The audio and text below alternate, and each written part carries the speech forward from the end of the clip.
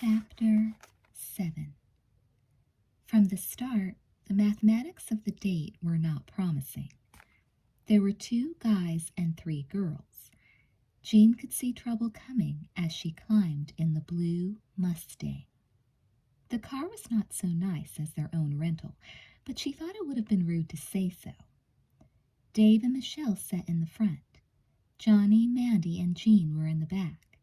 Jean got to sit next to Johnny.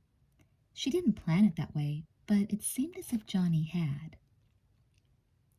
The idea was to go to dinner and then out to a disco. Dave drove toward the group of hotels a mile south of their own. He knew a place, he said, that was right on the water and served great seafood. The restaurant was crowded and they had to wait.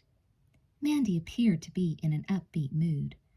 She chatted loudly, asking the guys every conceivable question about the island.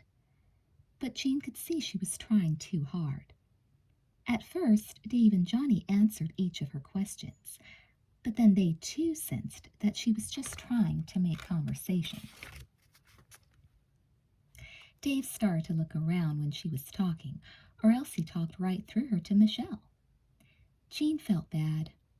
Johnny remained quiet, and by the time they were seated, Mandy had gotten the point and spoke little.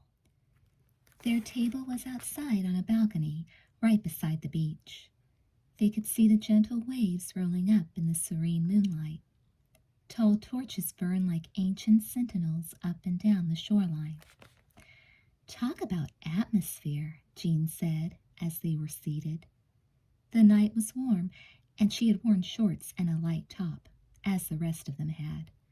Dave was pleased by her comment and flashed her a rare smile. "We only go here when we're feeling rich," he said. "And that isn't too often," Johnny said. "Has business been slow?" Jean asked. "It's fine this week," Dave said, "but that's because it's Easter vacation. Otherwise it's been hard. There are dozens of boats fighting for each tourist who wants to go out on the water." "Do you mainly take people scuba diving?" Jean asked. "Or snorkeling," Johnny said, "or whale watching. If they've got cash, we let them do what they want. Tomorrow we're not working at the hotel. We're going out to Lanai." "Yeah, we've got a full boat," Dave said quickly. "We should make some money." Their waiter came and took their orders. He was a goofy teenager, very pleasant. They all had fish except Mandy, who wanted a salad. It was another sign of trouble. Now she was dieting, Jean thought, so she'd look better for the guys. Jean ordered mahi-mahi, which she had read about in her travel book. Michelle, of course, ordered something none of them could pronounce. The food came and was delicious. Johnny began to tell stories about different boating expeditions. He gestured out to Lanai, which was now only a low, moonlit mound far out in the sea. "The water looks calm tonight," Johnny said, "but sometimes you get big swells between the islands. Once the 3 of us were out in the boat with a bunch of tourists, and 20-foot swells came up. The weather reports gave us no warning. Those poor people. They were green by the time we got back to the harbor, but they were happy to be alive." "The 3 of us?" He's referring to their old partner. I won't ask about him again, not with Dave around. "How big is your boat?" Jean asked. "It's a 35-foot cabin cruiser," Johnny said. Jean was impressed. "That's big. It must be neat knowing you can jump in it and visit any of the islands. I've always dreamed of owning a boat." Dave snorted. "So do we. The bank owns ours." Johnny nodded. "We pay them every month, or we try to." There was a pause in the conversation. Jean was getting the idea that the boy's job in paradise was harder and more of a struggle than it appeared to be. Michelle glanced first at the 2 guys and then lowered her eyes and spoke in an odd tone that was teasing and cautious at the same time. "Maybe what you need is to search for sunken treasure," she said, lifting her chin. Dave stared out at the water. "We've tried that already."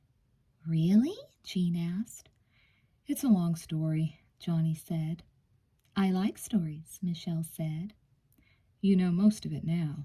Dave said coolly. Another sensitive point. Interesting.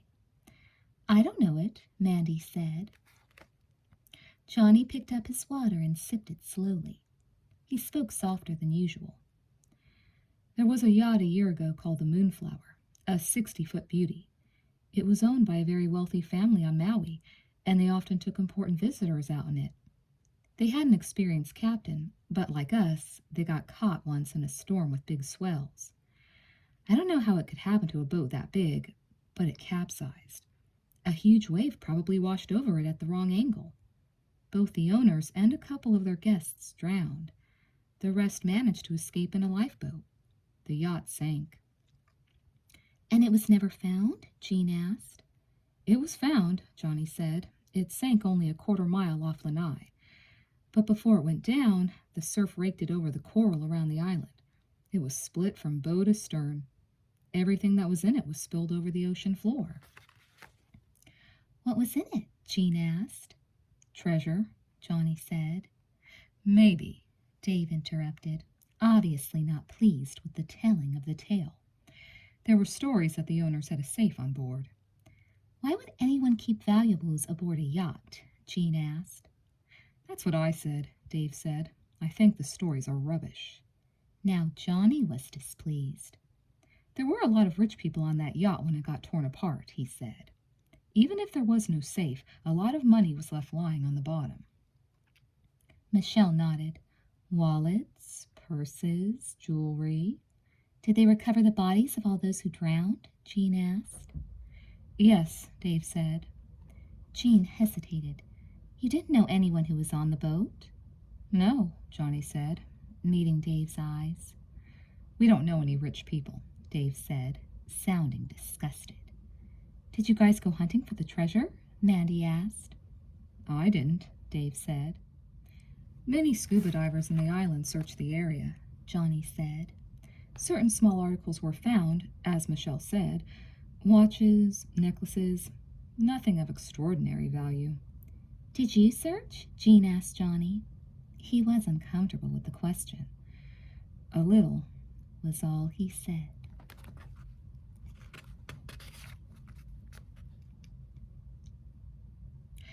They finished their meal and prepared to leave. The guys paid the bill. Jean was happy they did. She was still counting her pennies.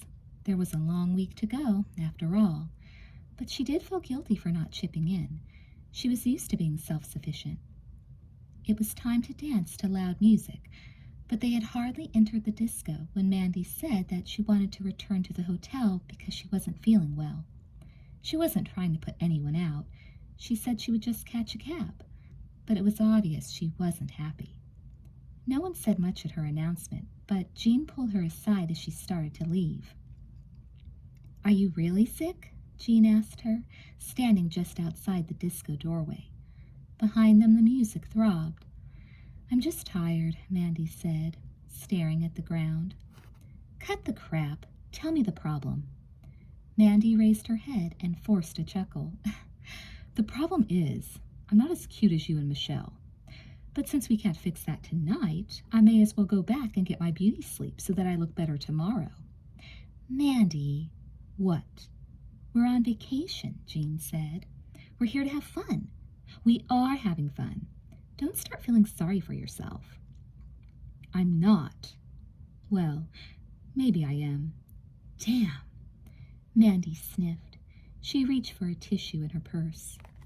Jean put an arm around her. Mandy quickly muffled her sniffles. She spoke as if she was trying to convince herself of what she was saying. He just prefers you to me, that's all. I understand. It's okay. I'll find someone else. Are you talking about Johnny? Jean asked. It was a stupid question. I'm not talking about that man, Mandy said. I told you I liked him. But don't feel guilty. I'm glad he likes you. She wiped at her eyes again and smiled. I'm happy. I really am. But I want to go now. You know what a klutz I am on the dance floor. Please just let me go. Jean hugged her. I can go back with you? Absolutely not. Mandy hugged her in return, then let go of her and turned away. But she paused mid-step, speaking over her shoulder. Don't tell me if you kiss him. I won't. I promise. Mandy glanced back at her. She was unhappy, but she still had her sense of humor. You won't what? What is the promise? Jean laughed. You know me too well. Get home, get some rest. Mandy left. Jean went back inside and let the music take over. Michelle was already on the floor with Dave. She was a great dancer, with her long legs, but Jean knew she could show her a move or two. She often turned the music up loud when her parents weren't home and let it all hang out. She knew how to rock. She let Johnny pull her onto the floor. He laughed as he began to move with her. Hey, you're good, he said. She smiled. He was a cutie. I'm the best, she said. They danced for an hour straight, had a couple of cokes, then danced some more. It was Johnny who got tired first. He finally pulled her off the floor. He had to yell to be heard. Her ears were ringing. Do you want to go for a walk on the beach? He asked. She nodded. Sure. They told Dave and Michelle they'd catch them later. Walking from the disco to the beach was like stepping into another world. It was almost midnight. There was no one on the sand, and it was so silent. They headed north, away from the hotels, with their shoes off, letting the gentle surf rush over their feet. The moonlight glistened on the water and in Johnny's eyes. He reached over and took her hand. Are you having fun? He asked. Oh, yeah, it's so neat here. They walked farther, making small talk, and then sat down in the sand just out of reach of the waves. In the distance, the small island of Lanai was clearly visible. She pointed to it. What's it like scuba diving out there? She asked. It makes the dive this afternoon look like nothing, Johnny said. The visibility out there's usually over 100 feet, and the coral is indescribable. There's this one place called the cathedrals. The sun shines through these openings in stone, sending out bizarre shafts of light. He gestured to the moon. You can go diving there at night when the moon is full, and it's even more beautiful. All kinds of strange fish come out then. When the moon is full, it lights up the water at night. You can see the dark fish. You can see the caves of colored coral.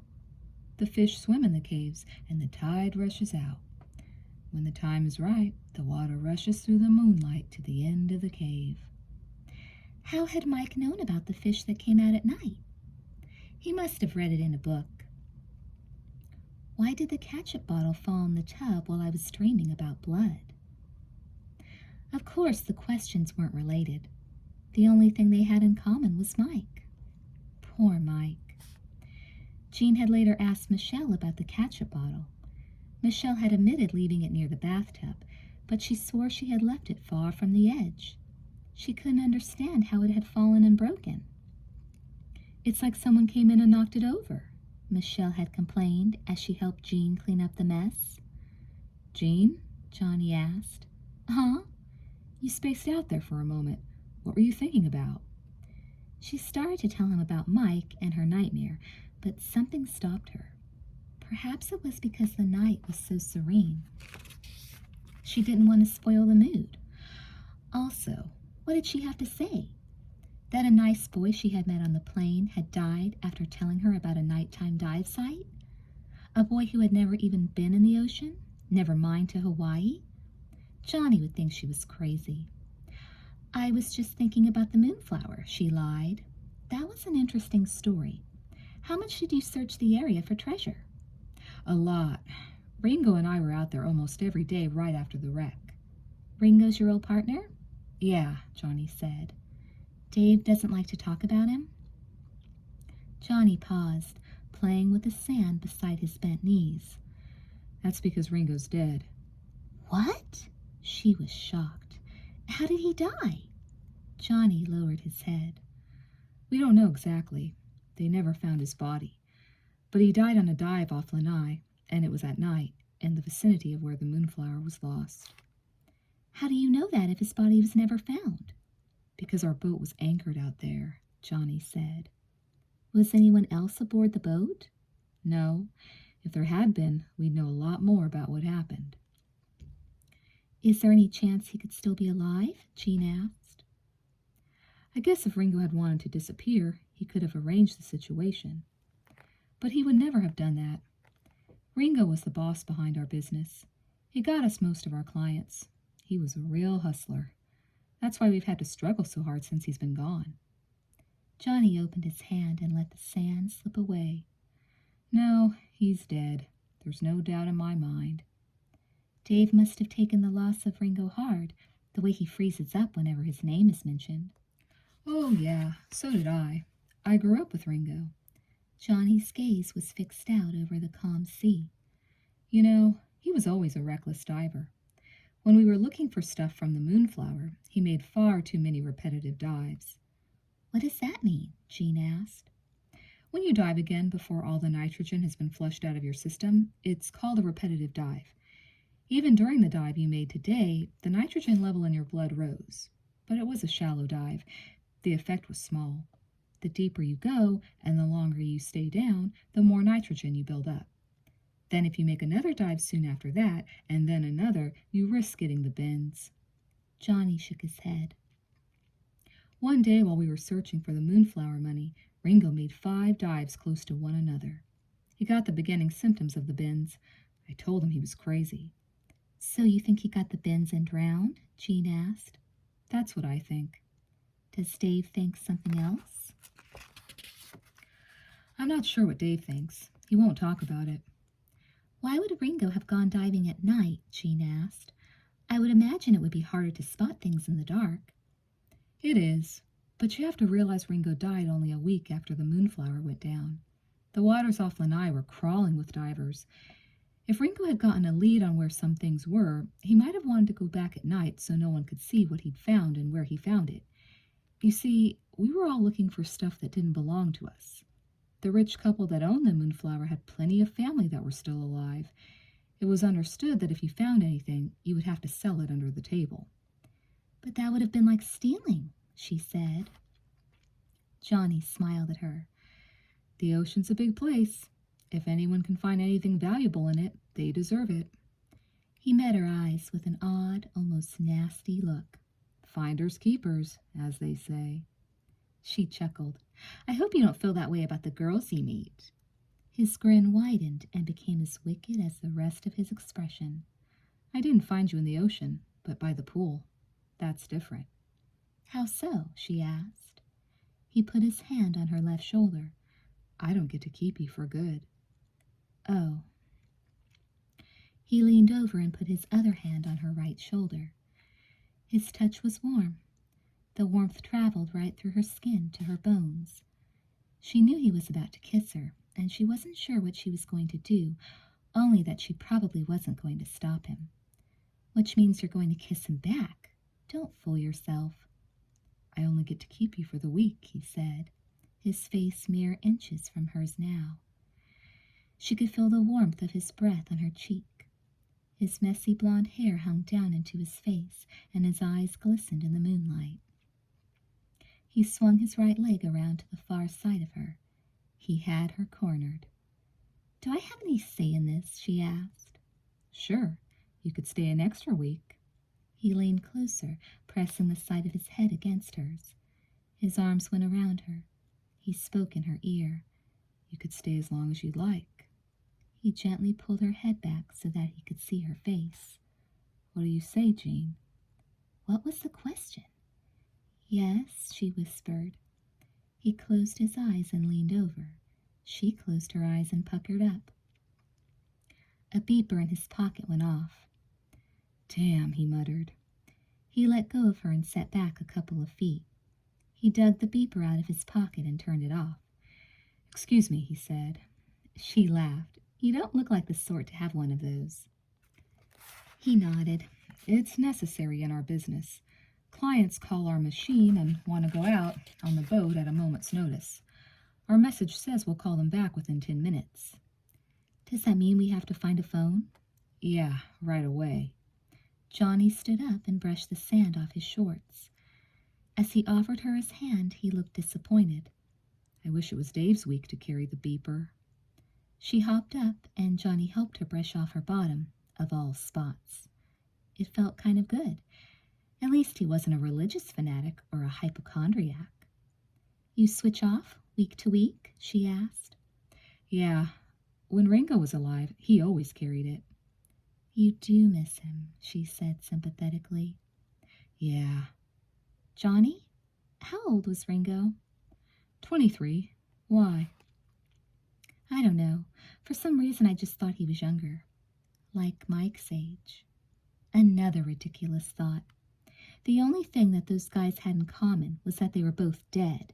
She had never dreamed about Ringo. They returned to the disco, holding hands the whole way. Johnny found a phone booth outside. He called a few yards away while she leaned against the disco wall. He was on the phone only a minute before he rushed back to her. There's a problem, he said, concerned. What is it? Let me tell you in a second. I've got to see if I can take the car. Stay here. Let me talk to Dave. Johnny was inside a short time. When he returned, he was still as anxious to get going. She chased after him. Dave's going to take a cab with Michelle back to your hotel, he said. We can take the car. That means Dave must be spending the night, she said. Does that bother you? No, it's just going to be crowded in the suite. They turned in the direction of the parking lot. Now tell me what the emergency is. Johnny looked more uncomfortable. It's my mother. What's wrong with her? Is she sick? No, yes, it's complicated. You don't have to talk about it if you don't want to. He stopped and jammed his hands in his pockets and stared at the ground. I never have anyone I can talk to about it, he said. She touched his arm. What is it, Johnny? He looked up. She's an alcoholic. Is she bad? Bad enough. What's happened to her tonight? She asked. Our neighbor called. He says she fell down and cut her head open. His wife already took her to the hospital, so I'm sure she'll be all right. I should take you back to the hotel before going home. No, I want to go with you. A wave of warmth for him swept over her. Talking about his mother was obviously difficult for him. She appreciated the fact that he trusted her enough to tell her the truth. She moved closer to him. That is, if you want me there, I don't want to get in your way. You're a nice person. Did anyone ever tell you that? Never, she joked. Everybody I know thinks I'm a complete bitch. You know the wrong kind of people. No. She poked him lightly in the stomach and jumped back. I know you. They climbed in the car and drove south along the coast, heading toward the Maui city of Lahaina. Tiny by California standards, but it was the largest city on the island. Jean had passed through it on the drive-in from the airport. Johnny explained as they drove that he and his mom had lived in a Lahaina condo since he was a kid. He didn't mention his father, and Jean didn't pry. Johnny may have been willing to talk about his mom, but when they reached his place, he asked if it would be okay if she stayed in the car. Jean understood how tricky family matters could be. No problem, she said, as long as no one steals me while you're gone. This neighborhood is pretty safe. He glanced around, but keep the door locked until I get back. She watched as he jogged up a flight of stairs and disappeared into a lit condo. The curtains were drawn so she couldn't see what was going on inside. He was gone for quite a while. All of a sudden, she had to go to the bathroom. She had drunk one soda too many at the disco. She tried waiting it out, hoping he'd reappear any second, but he didn't, and she began to feel real uncomfortable. Her bladder had always been on the small side. She literally felt as if she would pee in her shorts any second. She got out of the car and searched the street. They were in a residential area. She couldn't imagine how far the nearest gas station was. She couldn't even see a good row of bushes to go behind. I've got to knock on his door. Johnny will understand. Jean walked up the flight of stairs. She hesitated before she rang the bell. She could hear them talking inside, and it didn't sound as if they were enjoying pleasant conversation. But she had no choice. She was squirming in her sandals. She pushed the tiny metal button beside the door. Ding dong. Johnny answered the door. At first he looked put out, but he quickly regained his manners. I'm sorry, he said. I was just coming down. I have to use your restroom. Would that be okay? He glanced over his shoulder. A middle-aged woman hovered in the background. Jean could only catch a glimpse of her. Sure, Johnny said, stepping aside. Come in. The woman didn't look like a mother, nor did she look particularly drunk. She had on a short, tight black skirt. Her purple cotton sweater was 20 years too young for her. But it was her makeup that was the worst. There was way too much of it. She smiled when she saw Jean, but with a hard line of lipstick. It was clear to Jean that she was walking in on the middle of an argument. She was supposed to have split her head open. Where are the blood and bandages? As Jean studied her closer, however, she noticed that the woman's left eye was swollen almost shut. She spotted a plastic bag filled with ice on the coffee table. The woman noticed where she was looking. Is this your friend, Johnny? The woman asked. She doesn't look very old. I'm 18, Jean said stiffly. The restroom's at the end of the hall on the left, Johnny said quickly. Aren't you going to introduce me to your new squeeze? The woman asked. Mom, Johnny said, exasperated. Don't. My name's Jean, Jean said. She stepped across the room and offered her hand. I'm pleased to meet you. I'm Carol. They shook hands. The woman regarded her critically. You have to use the head? Did you drink too much tonight? I don't drink, Jean said. She had had only a few beers in her life. Still, she noticed no outward sign of drunkenness in the mother. Just use the restroom, then we should go, Johnny said. His mother glared at him. What's the matter? Are you ashamed of me? We can talk later, Johnny muttered. The woman reached for her ice bag and applied it to her eye. That's fine with me. My head feels like it's going to explode. Jean left the living room and used the bathroom. When she was done, Johnny already had the front door open. You're not going out? He asked his mother. No, she said flatly, sitting down and turning on the TV, her ice bag still in her hand. Nice meeting you, Jean. It was a joy and an honor. Same here, Jean said. When they were in the car, heading back to the hotel, Jean asked Johnny what the deal was. He shrugged. Obviously, my neighbor exaggerated, he said. She just fell down and banged her head. She didn't seem drunk. That's the thing with alcoholics. They can down a whole bottle and still appear sober. I'm sorry I came in when I did. I just can't hold my cokes. It wasn't your fault, he said. But his mood remained gloomy for the rest of the drive. Only when he was dropping her off at the front of the hotel did his spirits pick up. Would you like me to walk you up to your room? He asked. It's not necessary. She opened the car door, smiling at him. I had a great time tonight. What are you doing tomorrow? I don't know. I'll have to see what the girls want to do. Michelle might be going on the boat with us, Johnny said. But Dave made it clear at dinner there was no room. She paused. But I guess there's always room for someone who looks like Michelle. There's room for you too, if you want to come. She had been hoping for an invitation. Each time she had looked out at Lanai and heard about it, she had been filled with a longing to go there. Dark fish, colored caves of coral. Won't it be too crowded? She asked. It will be crowded, he admitted. Have you asked Dave if it would be okay? No. Will he mind? Johnny thought a moment. Probably, but he's bringing Michelle. You're sure? She asked. Yeah, he told me. Michelle hadn't told them. Jean resented her making plans without consulting them. I couldn't go unless Mandy was allowed to come, she said. It wouldn't be fair to leave her out. I doubt Dave would go for that. 1 extra person is fine. 2 is stretching it. 3 would probably be out of the question. You have to understand that the people we take out have paid. We provide them with lunch and scuba or snorkeling instructions. People don't like being on a boat that's too crowded. They can't sunbathe, and they won't give us referrals if they're not satisfied. Johnny sighed. That's how Ringo got most of our business, from referrals.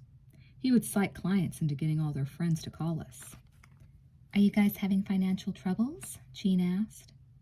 Not yet, but we're getting there. We may have to sell the boat and get something smaller. But it would probably be a mistake. People wouldn't have as much fun, and business would only get worse. If Mandy and I came, we could pay, Jean said, not sure how much such a trip would cost. Johnny shook his head. No way, he said. I feel bad I charged you for the scuba lesson today. But that's your job. The hotel required you to charge us. He finally grinned, and it was good to see again.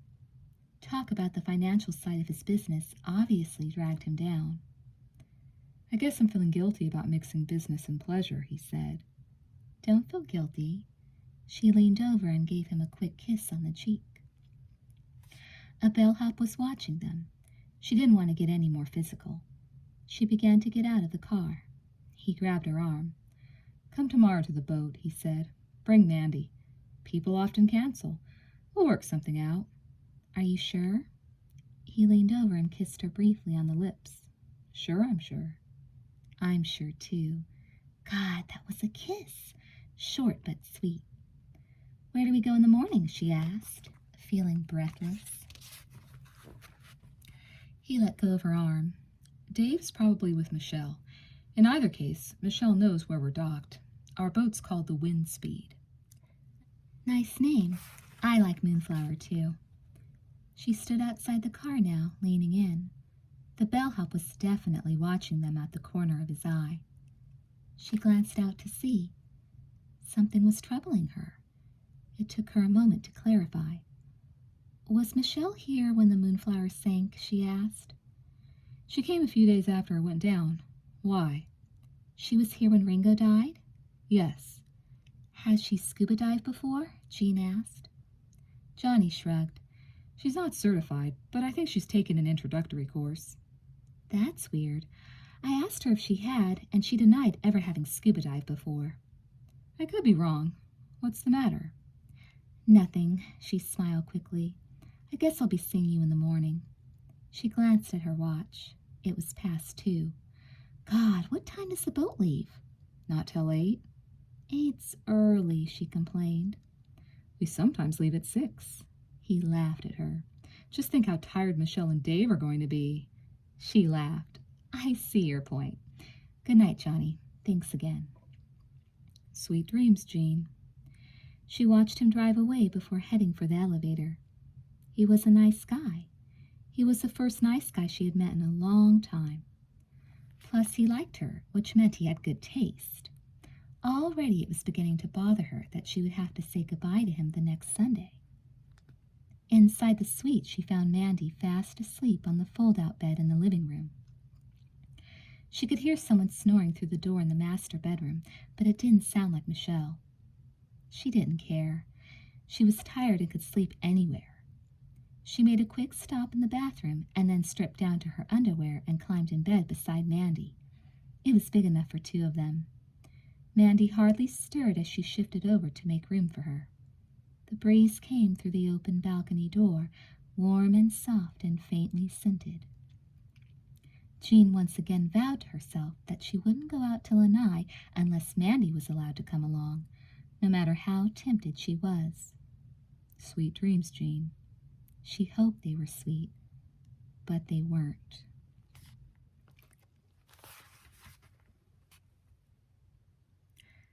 The place was dark and wet. Far below, where living creatures ordinarily breathed. The moon shone through the many feet of water above her, but seen from that great depth, it looked distorted and squashed. Fish, swimming in slow motion around her, had eyes as big as pennies and lips that looked as cold and hard as stone. She had on scuba equipment and was diving where humans were not welcome. The black mouth of a cave waited in front of her. She went inside. The current lifted her forward as she moved in deeper. Through cracks in the ceiling of the cave, shafts of moonlight stabbed through. She was afraid, yet the surge held her as the wind had held her during her walk to the bloody bathroom. She could remember that incident even now, but she could not remember that it had been a dream. Everything seemed more real to her than her own breath, which dragged in and out of her lungs like winter frost.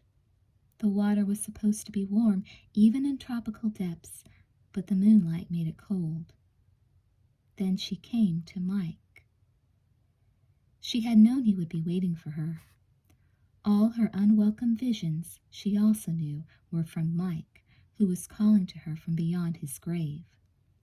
She knew he was dead, and even when he held out his hand for her to stop in the middle of the black coral cave, she didn't panic. He had on scuba gear as she did. Bubbles rose all around his head.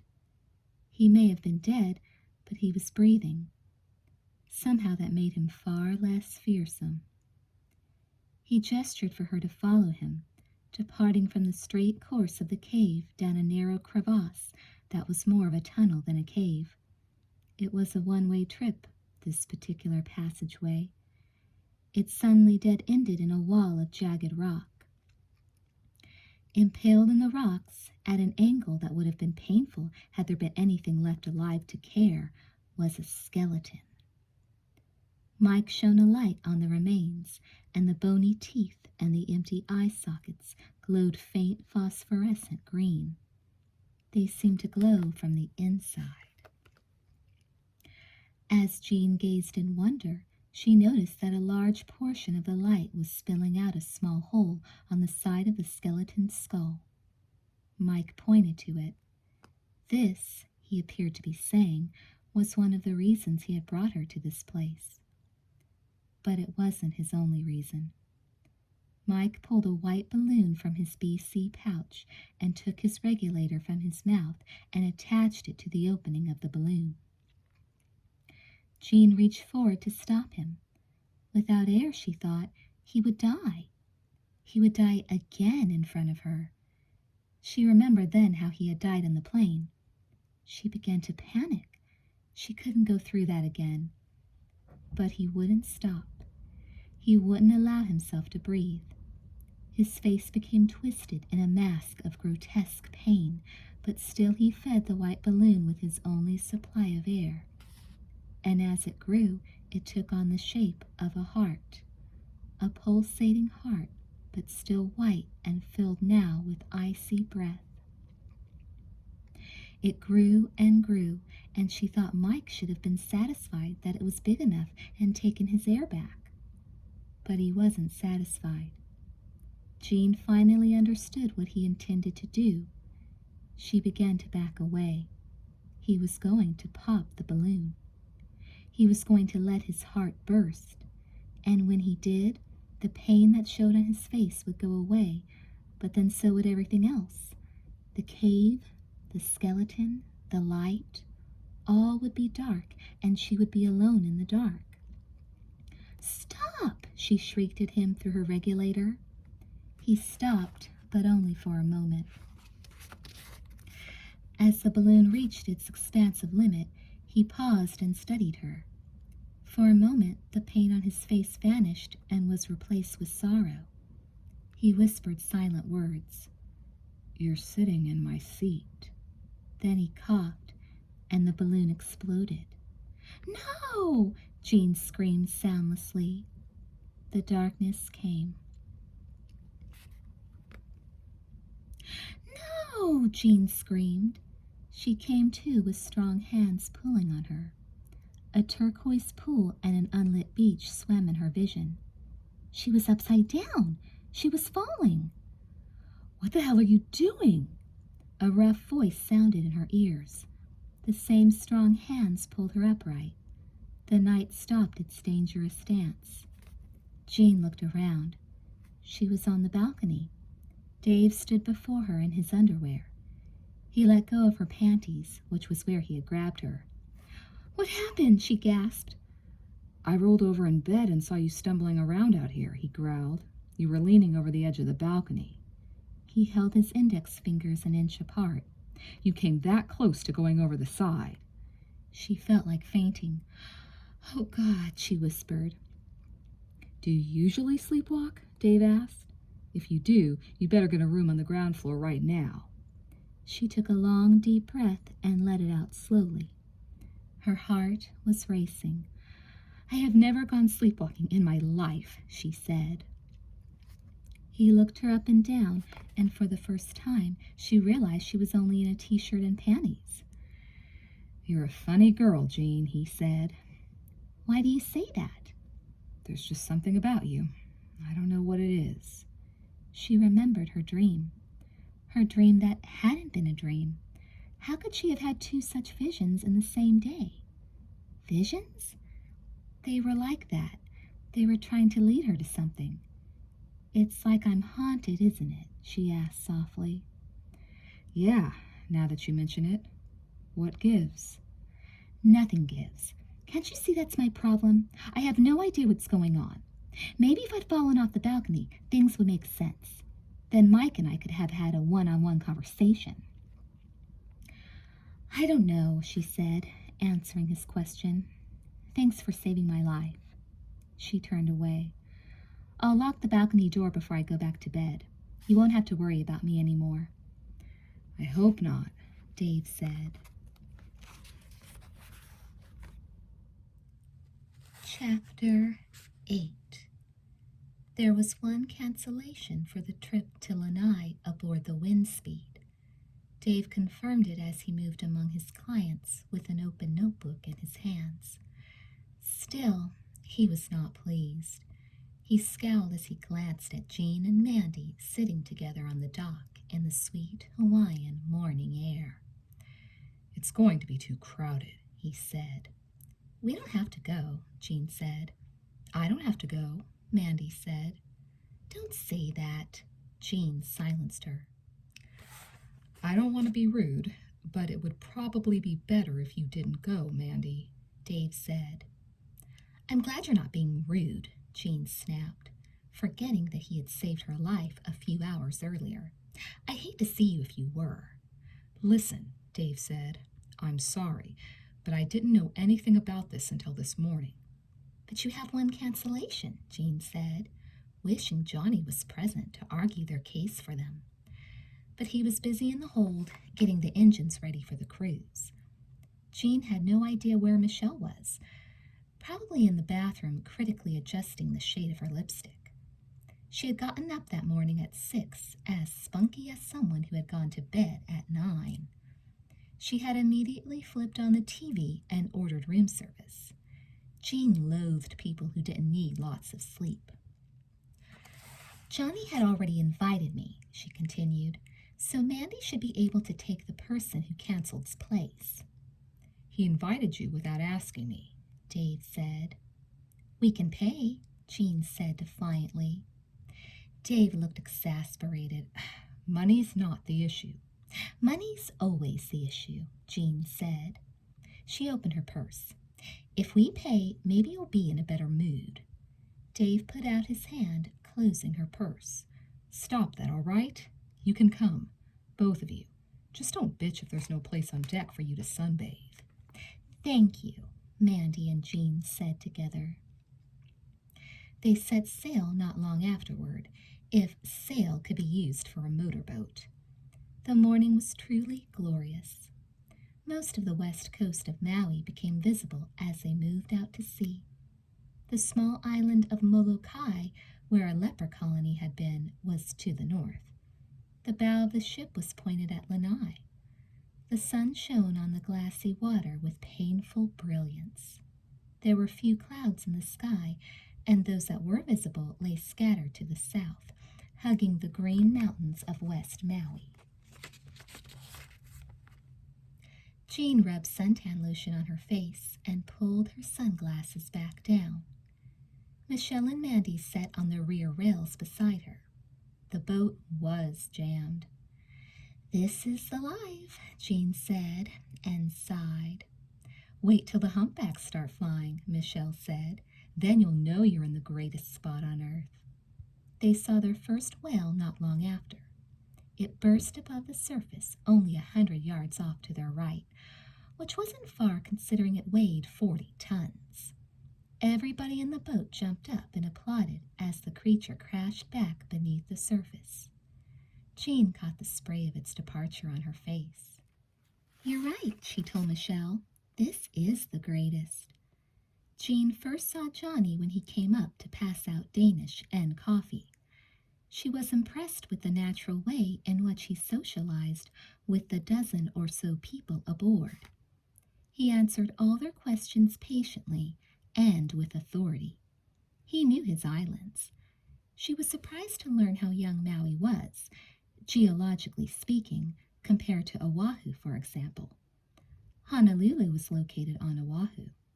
She hadn't known that the absence of lots of sandy beaches on Maui was because the coral had not had time to erode into fine sand particles yet. Johnny finally got to their section of the boat. "Coffee, ladies?" he asked. "A donut? A Danish?" "Yes, please, all three," Mandy said. She hadn't asked Jean how things had gone the previous night. Jean had remained quiet. She wasn't one to rub salt in open wounds. Mandy took the plate of donuts and Danish and the whole pot of coffee that Johnny was carrying. She wasn't in the mood for diets that morning. "Didn't we have breakfast this morning?" Johnny asked Mandy. "We didn't have much," Jean said, picking up a donut. "Your partner ate most of what Michelle ordered." "He told me he hassled you girls about coming," Johnny said. "I'm sorry. I told him not to." "It was nothing," Jean said.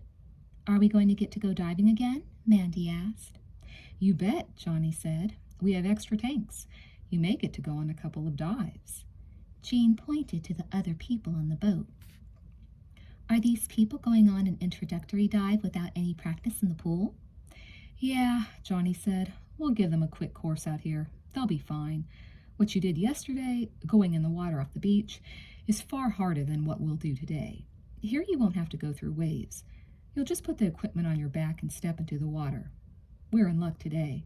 The visibility is 120 feet. That's as good as it gets. Hey, would any of you like a tour of the ship?" "I would," Jean said. She turned to Mandy. Michelle had already put her head down to sunbathe. "How about you?" "Michelle and I were out in this boat the other day," Mandy said. "Remember? I told you." "Yeah, when you told me to leave your guy alone. Is this a hint, old friend?" "I'm sorry." "I remember," was all Jean said. The wind speed was not that big, and the tour didn't last long. They visited the galley, the control area, the head, and ended up once more at the stern. There the guys had 2 wave runners stowed.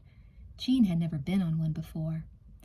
"It's like riding a motorcycle over the water," Johnny explained. "Each one carries 2 people. They're faster than jet skis. They can do better than 30 miles an hour if the water is glassy, like it is this morning. I can take you out after we go for a dive, if you'd like. We'll just have to be careful when we head away from the boat. We don't want to hit any diver who's resurfacing." "What would happen if you did?" she asked. "At full speed, we'd kill him." Lanai rose in front of them. Every now and then, a humpback would break the surface. Johnny explained to the passengers that they would not actually go onto the island. He said there wasn't much there, except pineapple plantations, but he talked in glowing terms of the spot they would throw their anchor down. He said it wasn't well known, but a whole family of sea turtles hung out there.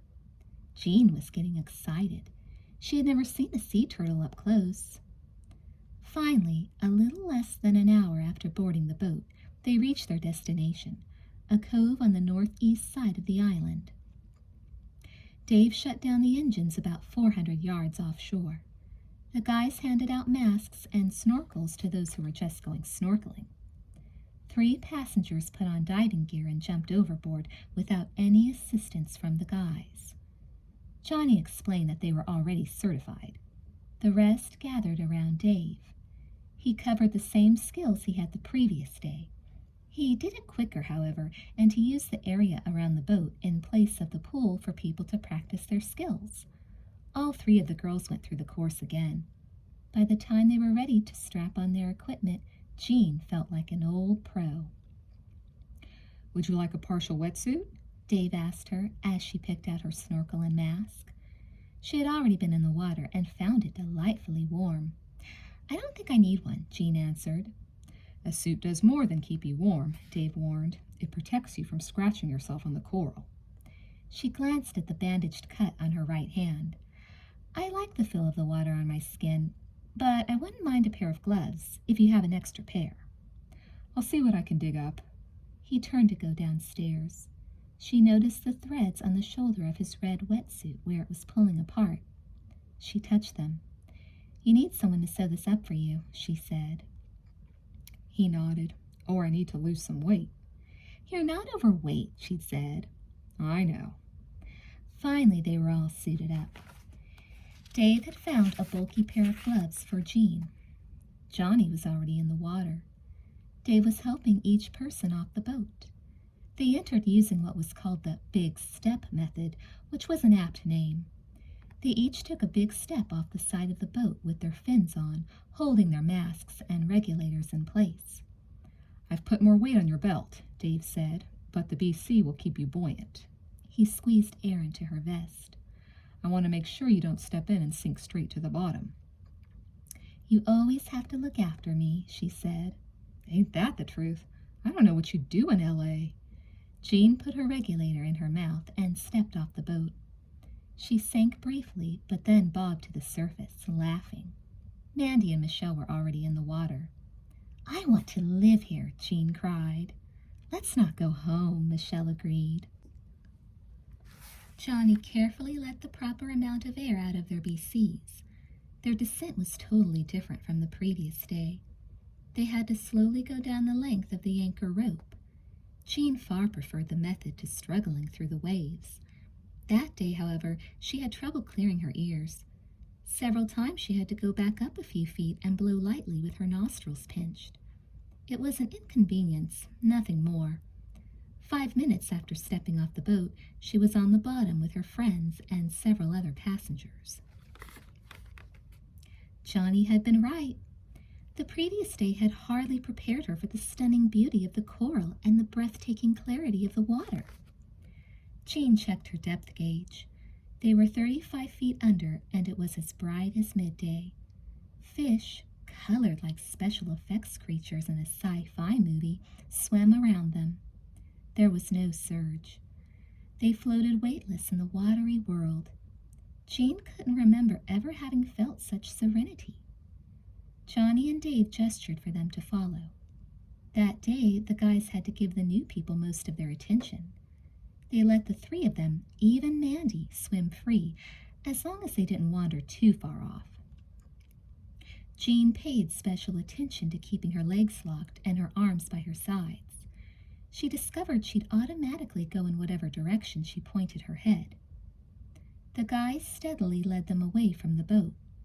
There was no seaweed in Hawaii, but there were smaller plants of all colors and descriptions growing out of the coral. Johnny handed her a baggie filled with frozen peas. She clapped her hands together and the fish swam over. They began to eat right out of her hand. When they reached the family of sea turtles, Jean was in heaven. The turtles actually seemed happy to see them. Several of them swam over. Dave gestured that one could rub the moss off the turtle's shells and they'd sit still.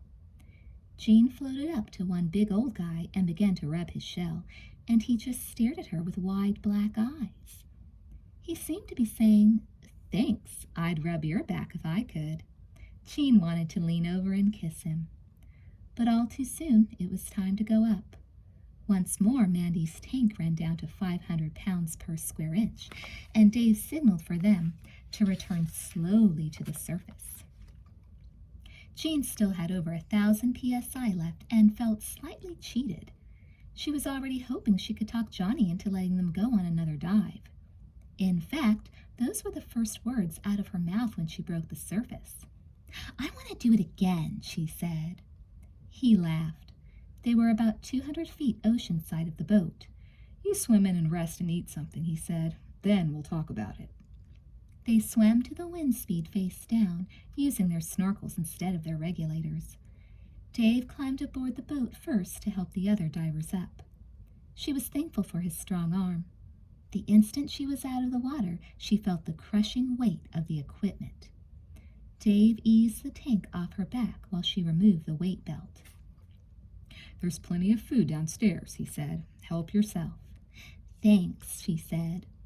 The next hour passed idly. They made sandwiches out of cold cuts and drank Pepsis. Michelle stretched out on the forward deck of the boat in her teeny bikini and caught the eye of all the males aboard. Mandy also sunbathed and read a romance novel. Jean followed Johnny around as he worked, pestering him about how she wanted to go back down. He smiled. "You really fell in love with those turtles, didn't you?" "I did," she admitted, "but I was wondering if we could take one of the wave runners and go around the other side of the island." She pointed to the spot where she met. "When we were coming into the cove, I thought it looked like an interesting place to dive." He had been putting regulators back into their bags when she made her remark. He suddenly stopped and stared at her intently. "Why do you say that?" he asked. "I don't know. I just felt like I wanted to dive there." Like I needed to dive there. That was closer to the truth. In fact, just before they had entered the cove, she had thought the shoreline was familiar. Of course, it was possible she had seen a picture of it in her guidebook, although offhand she didn't remember such a photo. Maybe I dreamed about it. No, that couldn't be. Her nightmare the previous night had taken place entirely underwater. The only other one she remembered recently had taken place in her hotel room. Besides, they were just dreams. They didn't mean anything. Yeah, right. So what if they knock over catch-up balls and send me walking within inches of my death? Jean scolded herself for thinking such thoughts. They were unproductive. They made her think she was losing her mind, or worse, that Mike hadn't really left her side. "We'd have to go over there on a wave runner with our equipment on," Johnny said. "Then we'd have to park the runner by the shore and wade back out into the water." "Would that be hard?" she asked. "It would be easier to go down where we are, if all you want is another dive." "But that's not what I want," she snapped. He peered at her again, puzzled. "Jean?" She blushed, embarrassed. "What I mean is, I'd really like to dive in a place I haven't been before." "The water gets deep quick off that shore," he warned. "You'll have to be careful." "I'll be careful." "What's so important about that spot?" he asked. "I don't know," she paused. She knew she was acting weird. "Do you?" Johnny returned to stuffing his regulators back in their carrying bags. "There's some nice coral there," he muttered. "I'll take you in a few minutes." Before the few minutes were up, Mandy heard about the plan and wanted to go too. Johnny voiced no objection, although Jean felt uncomfortable with the idea. Again, she wasn't sure why.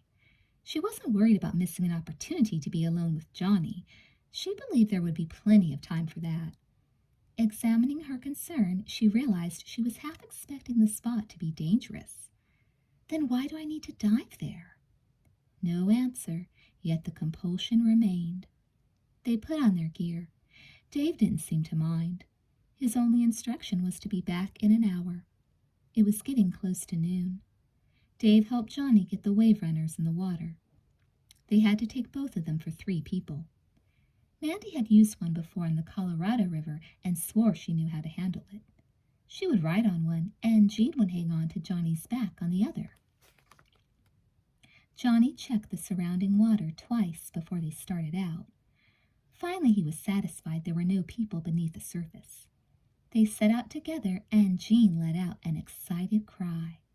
The thing was as quick as a motorcycle, and Johnny was not sparing the gas.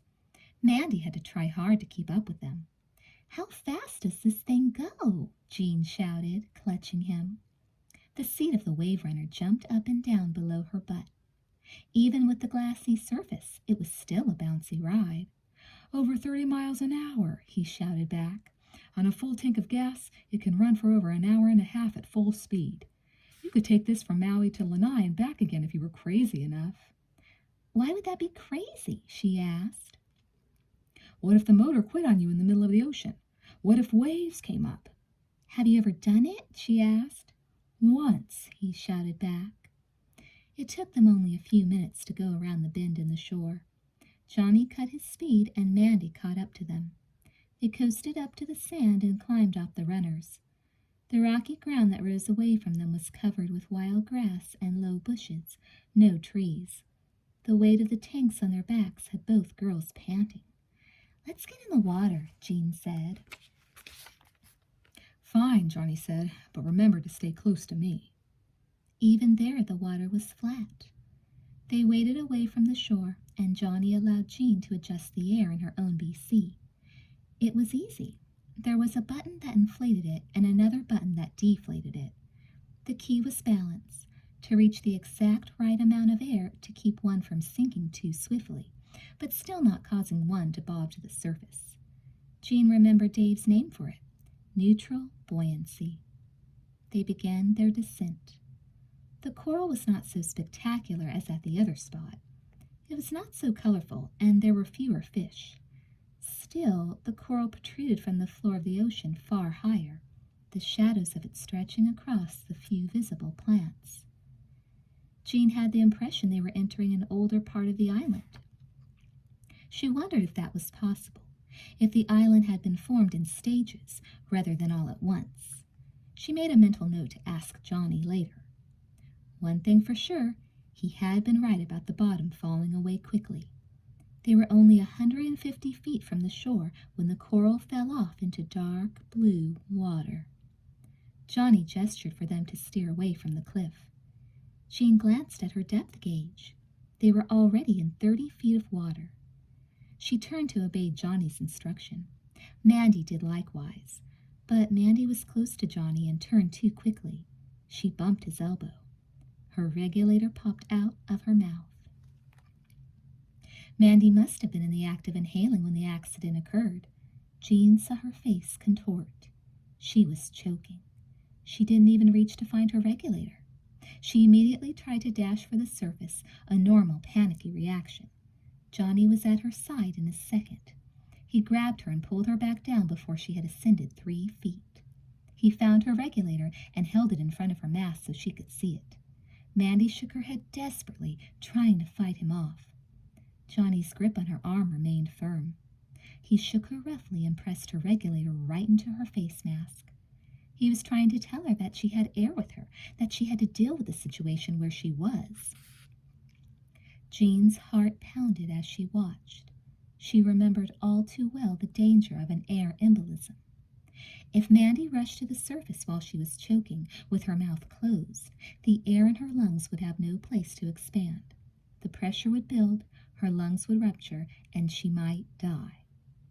Johnny finally did get through to Mandy. She took the regulator in her mouth, and Johnny used the purge valve on the back of it to blow out the water in the mouthpiece. He might have blown some of the water into her mouth. He didn't make Mandy stop and block her mouth with the back of her tongue. But he probably figured the priority was to get her breathing off her regulator again. Jean watched anxiously as Mandy hungrily gulped air from the hose. Johnny handled her masterfully, keeping his hand firmly on her arm and nodding his head in encouragement. Within a couple of minutes, Mandy's signs of panic vanished. Johnny made a thumbs-up gesture to her. Did she want to go to the surface? She nodded her head. Johnny turned to Jean, making another thumbs-up sign. There was no arguing with him. They had to go up. The dive was less than 10 minutes old. Jean had no intention of disobeying Johnny, but as they started up, her weight belt began to loosen. It wasn't about to fall off, but she thought she should pause in her ascent to tighten it. As she did so, she noticed that Johnny was still holding on to Mandy and was paying no attention to her. Slowly the other two floated above her head. Then Jean made a mistake of her own. As she opened the clasp on the weight belt, it slipped out of her fingers. It wasn't a panic situation like Mandy's breathing in water. The weight belt did slide off her left hip, but she was able to grab it with her other hand and keep it from sliding down to the bottom. Actually, she was only a few feet from the coral floor, which was at the edge of the cliff Johnny had gestured them away from. As she thought about it, she decided it would be easier to go back to the bottom, kneel down, and put the weight belt on there. That way she wouldn't be spinning a dozen different ways in mid-water. Careful not to let the weight belt slip away, she knew if it did she would zoom for the surface. She turned her head down and used the kick Dave had taught her to drive her toward the coral. There she grabbed a pointed rock with her free hand and secured herself by tucking her fins under an outstretched rock. Now, even if she did lose her weight belt, she thought, she would still be able to stay on the bottom. Johnny would just have to come back down to get her. She complimented herself on how cool and collected she was acting. She didn't lose her weight belt. Now that she was safe on the bottom and could use both her hands, she would have had to have been a klutz to do that. She wrapped it back around her waist and tightened it carefully. A glance up showed her that Johnny and Mandy had already reached the surface. The proper thing to do would be to kick up easily using her fins and rejoin them. But Jean didn't want to do that just yet. For one thing, she was enjoying sitting on the bottom by herself. It was very peaceful. Also, Mandy had, one way or another, cut short each dive Jean had taken so far. Dave said Mandy was simply an air hog and couldn't help it. But Jean didn't want Mandy to wreck this dive completely. It might be her last one for a long time. Jean thought if she stayed on the bottom and Mandy recovered sufficiently on the surface, Johnny might be more inclined to allow Mandy to come back down and continue the dive. If I go back up right now, he will definitely call it a day. So the idea of having more fun kept Jean down. Her next idea came out of nowhere, and it carried with it the force of something totally alien. Jean bobbed over to the edge of the cliff and glanced down. The water was so clear. She figured even if she went all the way to the bottom, she'd be able to see. A strange feeling swept over her.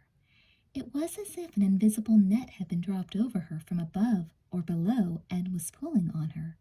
Something down there was calling to her. Jean glanced back up at the surface. Johnny was still preoccupied with Mandy. Jean tried to remember everything he had said earlier about diving deeper than 40 feet. It hadn't sounded difficult. It's no harder to go down to 100 feet than 40 feet, Jean. You just have to keep clearing your ears and not hurry yourself. But once you're down there, a few things are different. One, you have to put more air in your BC to maintain neutral buoyancy. Also, your air is used up much more rapidly, 2 or 3 times as fast. That's because it's under more pressure. You can't stay down long, 18 minutes max if you want to have a non-decompression dive. 15 minutes would be a long time, but it's when you come back up that you have to be extra cautious. You must come up very slowly, and when you reach a depth of 15 feet, you have to stop for 3 minutes. If you don't, you risk getting the bends. Diving beyond 100 feet, you risk getting narked. That's where the nitrogen is forced into your blood, and you act like you're drunk. Never dive deeper than 100 feet until you're real experienced. He had later explained that a non-decompression dive meant a dive that did not require an elaborate series of stops on the ascent. She had asked what was the deepest dive he'd ever attempted. 180 feet, he had replied. She was impressed. I could just go down there for a few minutes. But why risk it? What was the source of this compulsion? Her nightmares? She didn't see any bloody bath down there. She couldn't even see a cave. Jean glanced up once more. If she was going to do it, she was going to have to do it in the next few seconds. She could tell Johnny that she accidentally let too much air out of her BC and sank. He'd understand. Besides, then she could brag to the other girls about how deep she had gone. She pulled herself closer to the edge of the watery cliff. Why she decided to go was not logical. She did it merely because she wanted to. Jean pushed herself off the cliff, floating effortlessly in the blue void, the floor of the ocean at least another 60 feet below her dangling fins. She raised the black hose of her BC and let a little air escape. Almost immediately she began to sink, but she was careful to buffet her descent with a slight kicking motion of her fins. The coral wall in front of her drifted slowly upward. The number of fish thinned dramatically. She kept her nostrils pinched the whole way down, clearing continuously. The deeper she went, the louder the popping sound her ears made. She wasn't afraid. She felt in total control of the situation. The glassy surface receded until it looked as if it were a mile above her. Finally, she reached the bottom, or the first bottom. The cliff took deeper plunges only a few yards away, but she had gone as steep as she planned. The sunlight had dimmed considerably. The water appeared a much deeper blue. She checked her gauge. Oh, God! There were 103 feet of water above her. Now that she had reached the bottom, she thought maybe it was time to start back up. Her compulsion had lessened. She assumed it was one of those things people felt they had to do, and then once they did it, it didn't matter to them anymore. She tapped a little air into her BC and regained neutral buoyancy. She would swim up slow as a snail and blame her radical descent on her equipment. Then she saw the cave. It was off to her left, about 100 feet away. It cut into the cliff wall at a sharp angle. Jean suspected that the walls of the cave were not solid, that light filtered in from the sides and even the ceiling. She swam toward it. She told herself she just wanted to have a look, and then she'd return to Johnny and Mandy on the surface. The opening was as tall as a man, and she hovered in front of it, wondering where it led. The pull it exerted on her was tremendous. She envisioned swimming into it and finding a secret cavern glowing with gems. But that was only part of it. The cave was very familiar. It's the one from my dream. It was true. It was Mike's cave. If she swam inside, she thought, she'd find no treasure, but she would have to travel once more through her memory of his death. Light glittered in the depths of the cave. Sunlight, not the cold rays of the moon. It didn't matter. The mystery of the cave remained. Her dreams had to have been more than dreams to have so accurately shown her a place she had never visited. Jean had to make another decision, or maybe there really was no decision at all. Maybe she only acted out a predestined and inevitable response. She swam forward into the cave. She would just have a peek, she told herself, and then return to the surface. The way opened before her. Her earlier guess had been correct. The cave ran along the cliff wall. Its own walls were not entirely solid. She had some light to see by.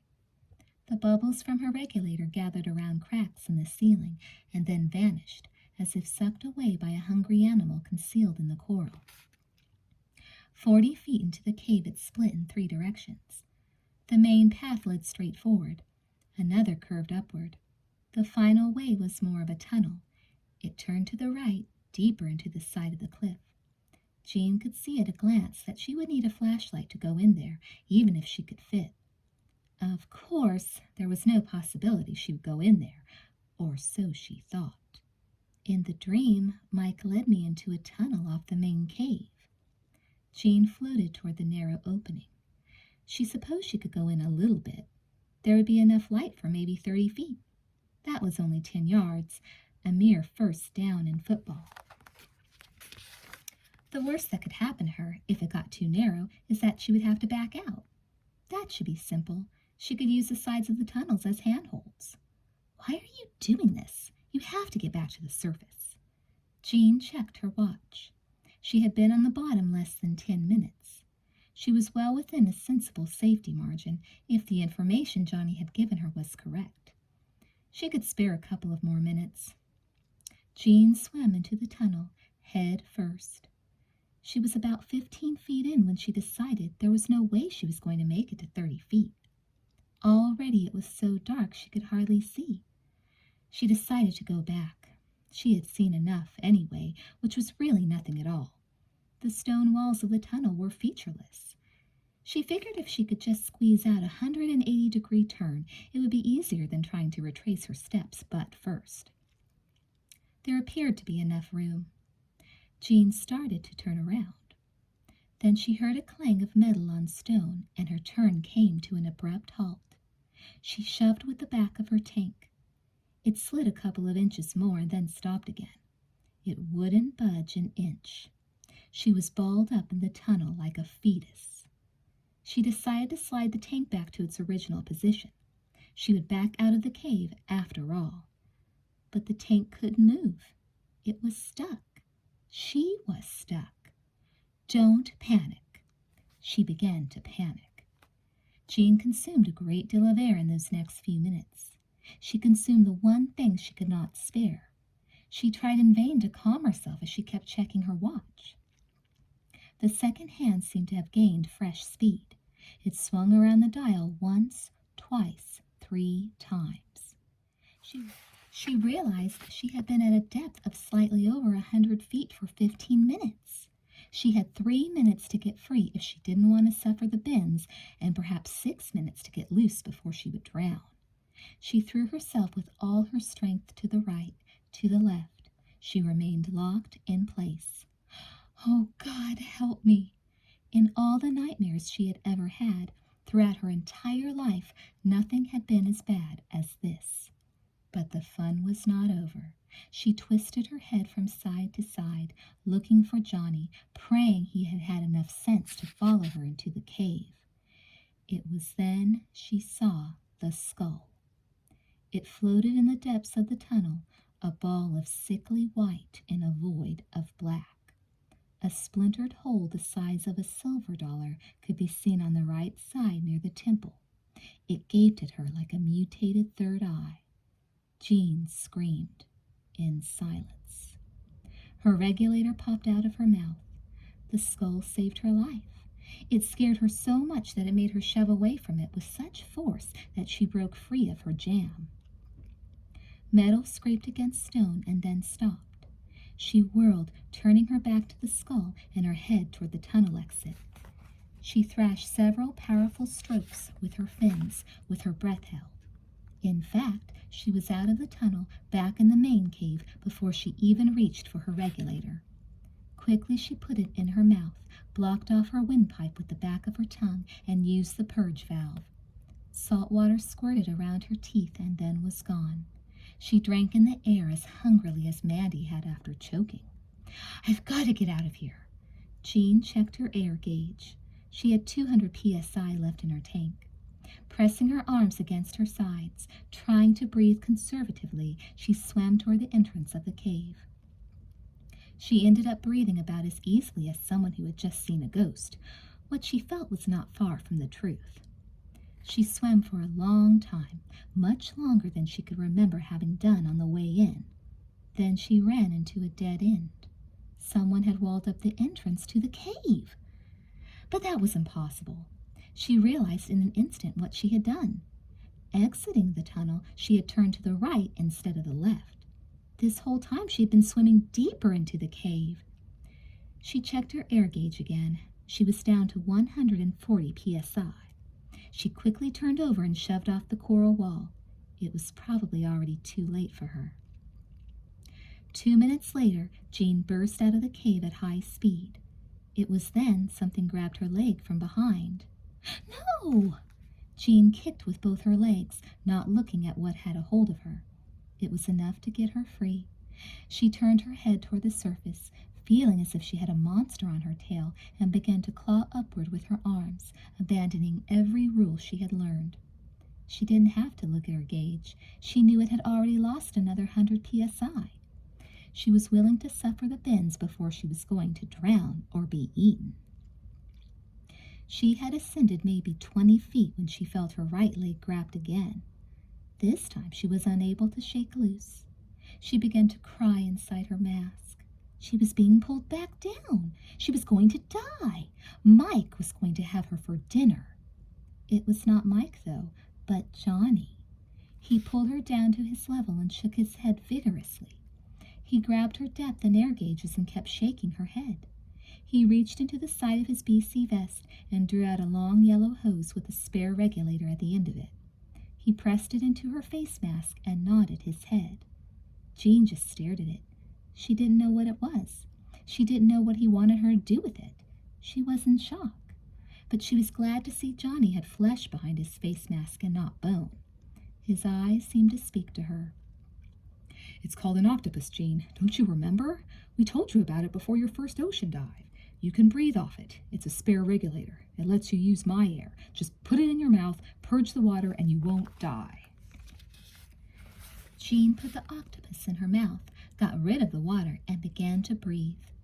Johnny put his coupled hands to his head as if he were taking a nap. He was trying to tell her to relax. He took firm hold of her free arm and made her take hold of his other arm. They started toward the surface, slowly. They went up to 45 feet. There Johnny made them stop. Jean didn't understand. Weren't they allowed to go all the way to 15 feet? She would have felt a lot more comfortable there. Then she realized Johnny was treating her dive as a non-decompression dive, one to be handled more carefully. She understood that if he hadn't gotten to her when he did, and she had just gone straight up like a balloon, she probably would have died. Johnny checked his air gauge. He had only 200 psi, and it was going down fast because they were both breathing off his tank. Yet he kept them at a depth of 45 feet for 3 minutes before he let them ascend to 15 feet. Once there, Jean had to resist the temptation to bolt for the surface.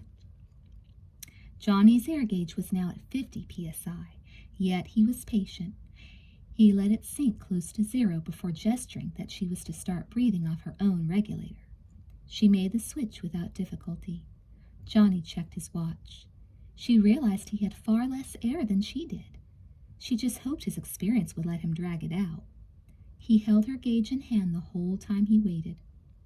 She knew they were both going to come up with 0 air left. And that was what happened. When her gauge hit 0, she suddenly had trouble drawing in air through her regulator.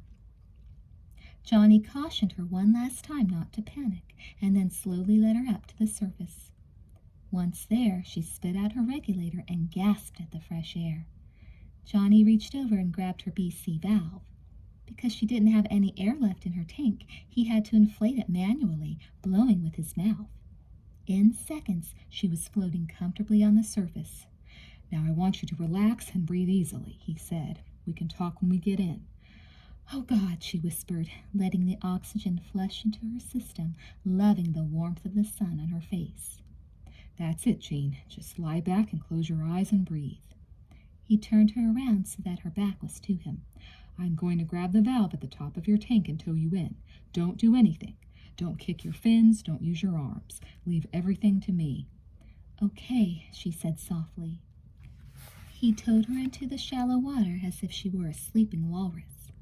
When he was able to stand, he removed his fins and deflated her BC. He made her take off her fins and held her as he helped her onto the sand where Mandy waited expectantly. Are you okay? Mandy cried. What happened? I'm fine, Jean said. She let Johnny unhook the equipment off her back, and then she collapsed to the ground. She sat for a minute, every muscle in her body shuddering with exhaustion. Johnny and Mandy stood silently over her. She closed her eyes and felt tears trickle over her cheeks. I'm fine, she finally said again. What happened? Mandy asked. Jean opened her eyes. She wiped off her face. I don't know. Johnny shook his head and stepped away. Right, he muttered. I accidentally sank down, Jean said. Johnny whirled around, his face angry. You went down on purpose. You did it because you thought it would be fun. Well, was it fun? You came within 2 breaths of dying. Do you know that? If I hadn't caught you when you came out of that cave, you'd be rolling around on the ground right now with nitrogen bubbles in your blood big enough to wreck you permanently. I'm sorry, she said weakly. You're sorry? He was disgusted. I'm sorry I ever invited you on this trip. You're a foolish girl, Jean. You should stay away from the water. I said I'm sorry. What else can I say? You could say thank you for saving your life, he said. She bowed her head. I am thankful. What were you doing in that cave anyway? He asked. What cave? Mandy asked. There's a cave at a depth of about 100 feet, Johnny explained. No one with any brains goes in it. What were you doing in there, Jean? She met his gaze directly. She may have been ashamed at the trouble she had caused him, but she wasn't a 3-year-old. She hated to be scolded. I was looking at a human skull I'd found, she said. He snorted. Get off it. Mandy smiled. You're kidding, aren't you? Jean stood up slowly, her legs unsteady, her voice firm. I saw what I saw. It's in a narrow tunnel off the main cave. You go in about 40 or 50 feet, and the tunnel's on your right. The skull is about 25 feet inside. It's just floating there in the middle. You were hallucinating, Johnny said. No way, Jean said. It's there. Johnny sighed. You were inexperienced. You were down over 100 feet. You got narked. You saw something that wasn't there. The same thing has happened to me when I've dived too deep. Once I thought I saw a mermaid. It was a plant. There was no skull in the tunnel. I was not hallucinating, Jean insisted. Jean, Mandy said, why don't you believe Johnny? Because it's there. Johnny put his hands on his hips and yawned. I'm getting tired of this. We have to get back to the boat. Jean took a step forward. Why don't you go back down there and check it out? With what? Johnny asked. Jean pointed to Mandy's tank. Mandy was down only a few minutes. Use her air. That is, if you have the guts. Johnny acted bored. Actually, I don't have the guts. I was just down past 100 feet. If I go back down right now, I'll get the bends. I have to wait several hours before I can dive to any kind of depth. Then what about Dave? Jean asked. What about him? Johnny asked. I want him to look for the skull. Johnny chuckled. The chance of him doing that is pretty remote. Ask him, Jean insisted. Johnny shook his head. This is crazy.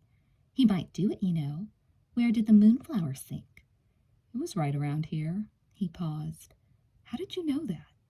How did I know what an underwater cave looked like before I saw it? I didn't, she said. I just guessed. Johnny knew she was implying that the skull might belong to Ringo.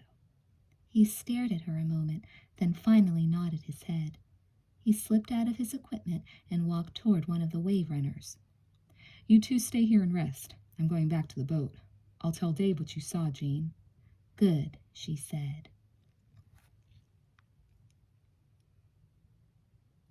Dave returned with Johnny 10 minutes later, riding on the back of the wave runner in full diving gear. Jean was happy to see him until he climbed onto the beach and started yelling at her. What's this I hear about you diving down to 100 feet? Dave demanded. I've already chewed her out about it, Johnny said.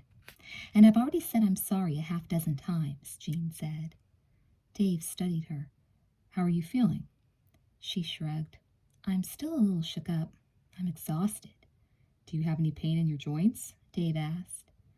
No, I don't have the bends. Dave shook a finger at her. You might have them and not know it yet. We have to keep an eye on you for the next few hours. If you're bent, we're going to have to get you to a decompression chamber. That sobered Jean somewhat. I won't do it again. All right, Dave growled. He glanced at Mandy, who was resting on a towel on the ground. And how are you? I heard you took in a lungful of salt water. I'm fine, Mandy said. Good, Dave said. That happens to the best of us sometimes. He turned back to Jean. Tell me what you saw. He listened patiently while she related her story, more patiently than Johnny had. But when she was done, he remained unconvinced. You were jammed in a tight place over 100 feet down, Dave said. Your air was running low. It was probably a hallucination. I don't hallucinate, she said briskly.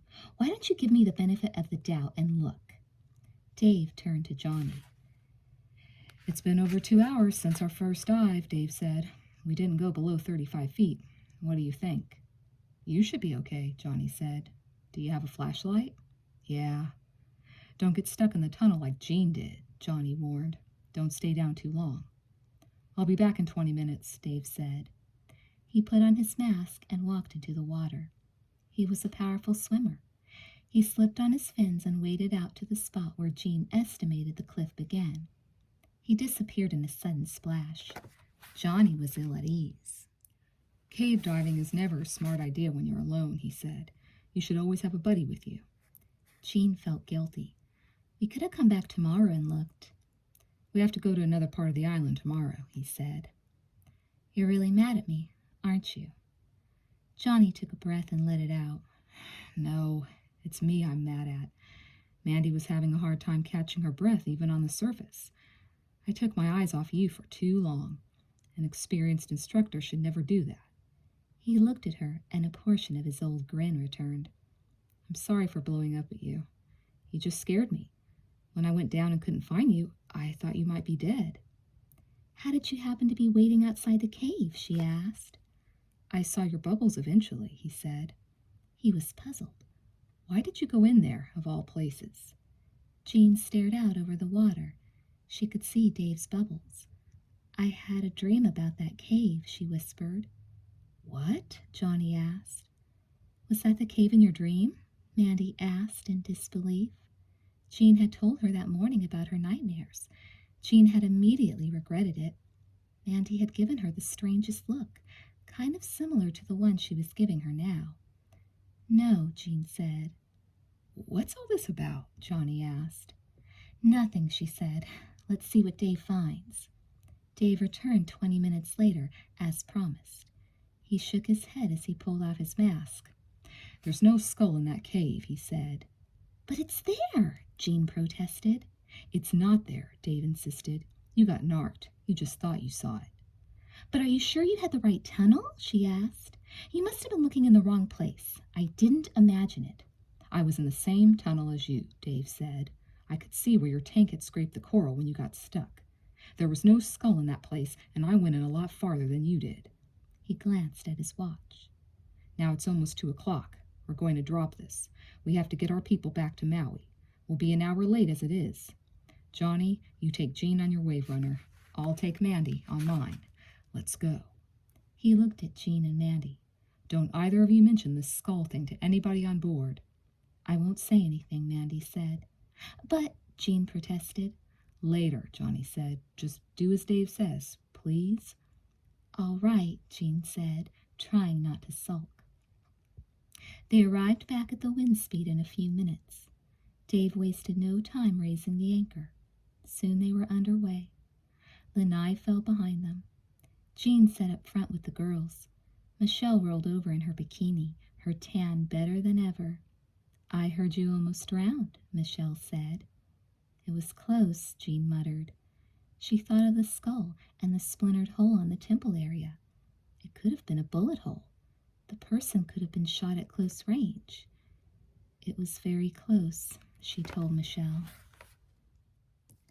Chapter 9. An hour and a half later they were safely docked, and all the passengers were off the boat. The guys walked the girls to the parking lot. Jean noticed that Johnny had brought his car. While the group was discussing what they were going to do next, Jean interrupted. Could Johnny and I go somewhere by ourselves? She asked. Michelle laughed. Where do you want to go? Back to the hotel? God, Jean, Mandy said, hurt. Don't you think you're being rude? I'm sorry, Jean said. She didn't really mean it. At the moment, she was too concerned about losing her mind. She turned to Johnny. Would that be okay? He shrugged. It's fine with me.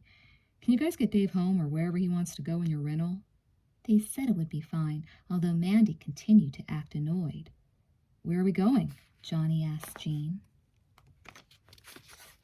I don't know, she said honestly. The group split in two. Since she didn't give him any instructions, Johnny drove in the direction of the hotel. The time was 4:45. Jean fretted in her seat. Something weird is going on here, she said finally. What is it? Johnny asked. You still don't believe I saw the skull, do you? He spoke carefully. Frankly, no.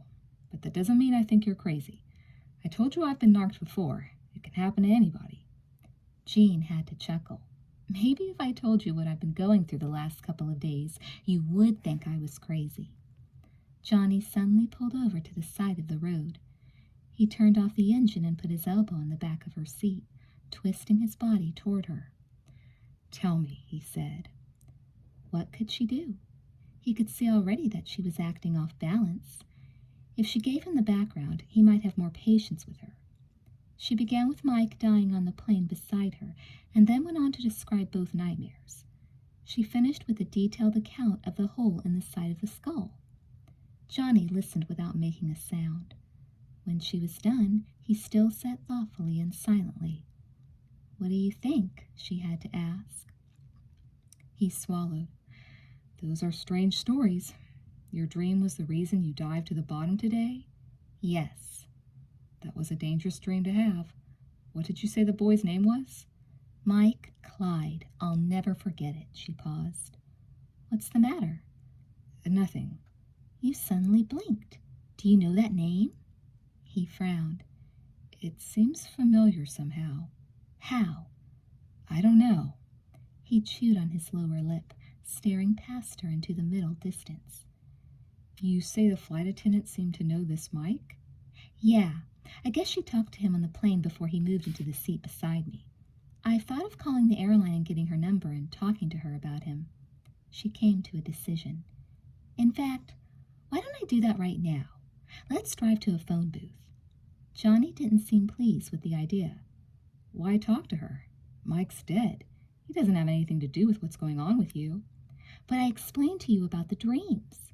They showed me things I shouldn't or couldn't have known." "Jean, be sensible. Dreams are dreams. They're meaningless." "But what about the ketchup falling in the bath when I was dreaming about a blood-filled tub? What about the cave? I saw that cave in my dream." "Most of the caves off Lanai look the same." "But the skull," she said. "There was no skull. Dave would have seen it if it was there." Jean tried to relax, but ended up fuming. "I want to talk to the flight attendant. She was interested in Mike. They may have done an autopsy on him. I want to know what killed him." "Jean, you say he died on the plane beside you. He didn't drown. No one shot him in the head." "I still want to talk to her." Johnny sighed. He restarted the car. "All right, if it'll make you happy." They drove back to the harbor. Johnny parked his car in the same spot it had occupied all day. He didn't follow her to the phone booth because he wanted to get his shirt off the boat. Jean found a phone in a restaurant that had a view of the late afternoon sky over the harbor. She called information and got the number of Trans-Island Airlines. But when she called the airlines, they didn't want to give out the number where Patricia was staying on the island. It was against their policy. "But this is a personal matter," Jean complained. "It's important that I reach her immediately." "Do you know Patricia?" the man on the other end asked. "I only met her on the plane yesterday, but she'll remember me. Look, my name's Jean Fiscal. I'm an 18-year-old high school student. I'm not some crazy rapist or something." "The best I can do is have her call you where you're staying," the man said. "I'm in a phone booth right now." "Give me the number there, and I'll call Patricia right now." Jean figured it was worth a shot. She hovered near the phone while she waited, staring out the restaurant window at the harbor. She could see Johnny in the distance, climbing onto his boat. She waited only a couple of minutes before the phone rang. It was not the man at the airlines, but Patricia herself. Jean quickly asked the woman if she remembered her. "Of course," Patricia said. "You were a friend of Mike's." "Mike's the reason I'm calling. Have you heard anything about how he died?" There was a long pause. "No, just what I read in the papers." "There was an article about him in the paper?" Jean asked. "Yeah, the Maui Herald did a short piece on him." Jean wrote down the name on a piece of paper beside the phone. "What did they say?" she asked. Patricia groaned. It was gruesome. The doctors say it was pressure-related. His lungs had ruptured. They think he was down too deep and came up too quick. Jean was confused. "You mean in the plane?" "No, in the sea. Mike died scuba diving." "Wait, what are you talking about? We both met Mike on the plane." Patricia was taken aback. "I met him on the plane. I don't know where you met him." All of a sudden, Jean didn't feel good. In fact, she felt as if she was about to be sick. "But I was on the same plane with both of you," she said. "You said you remembered me?" "I thought I recognized your name. I might have you confused with someone else. You're Jean Fiscal, right? You were on the flight that came in yesterday morning?" "Yeah, I was on the flight with Mike." There was another long pause. "Are we talking about the same Mike? Mike Clyde?" Yeah, Jean said, getting exasperated. He died on the plane yesterday. No, Mike died a month ago while scuba diving off Lanai. Jean closed her eyes and put her hand to her head. Blood roared in her ears. But I saw him yesterday, she said desperately. We must be talking about two different people. Mike came here. Patricia suddenly stopped. Oh, God. What is it? Jean asked. It can't be. Tell me, Jean demanded. Patricia's voice was unsteady. Why do you say Mike died on the plane? Because I saw him die. He was sitting right beside me. We were talking, and then he began to choke and gasp for air. He fell into the aisle. Then you came running over and did CPR on him. But it didn't help. Blood spurted out of his mouth. He was dead. You know what happened. You were there. We talked about it as I was leaving the plane. I didn't know what you were talking about, Patricia said. I just thought you were a friend of Mike's.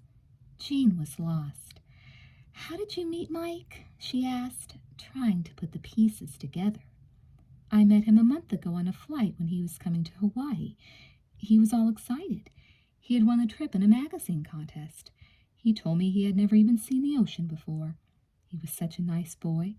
I gave him my phone number so I could introduce him to a cousin of mine and let her show him around. He called once, but my cousin was busy that day.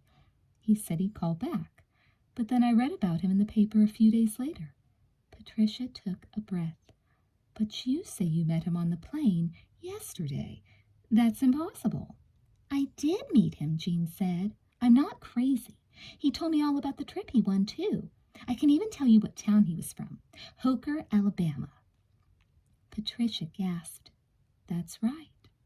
You were going to say something a moment ago. What was it? What can't be? Patricia spoke reluctantly. After you got off the plane, I thought what a coincidence it was that you were given the seat you were in. Your being a friend of Mike's and all, I wondered if you had requested it. What was so strange about the seat I was in? Jean already knew the answer. You're sitting in my seat. You were sitting in the seat Mike had sat in when he came to Hawaii, Patricia said. Jean almost fainted. What does this mean? She whispered. It sounds like you're either pulling my leg or you were talking to a ghost. I'm not pulling your leg, Jean mumbled. Patricia thought a moment. No, it doesn't sound as if you are. Did anybody else on my flight see Mike die? No. To tell you the truth, dear, you slept most of the entire flight. That was true. She had only woken up to talk to Mike. He's been dead a whole month? Jean had to ask again. I'm afraid so. I don't know what else to tell you. This is damn peculiar. Jean felt claustrophobic, as if she were once again trapped in an underwater tunnel. What did they do with his body? She asked. I believe he was buried on the island.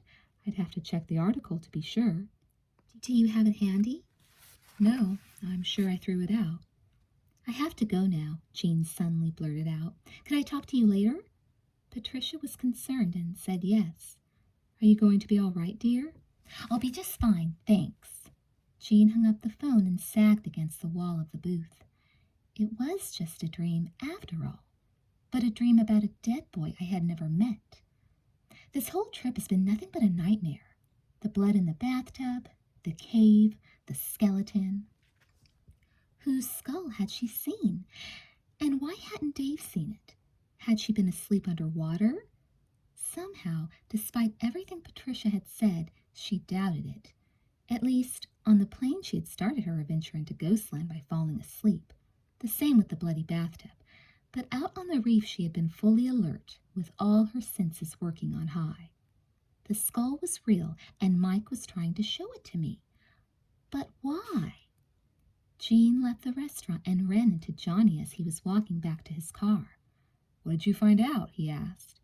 That Mike Clyde's been dead for a month. But you said he was on your flight. I did, didn't I? She said. Well, I was wrong. It was his astral body that was on the plane.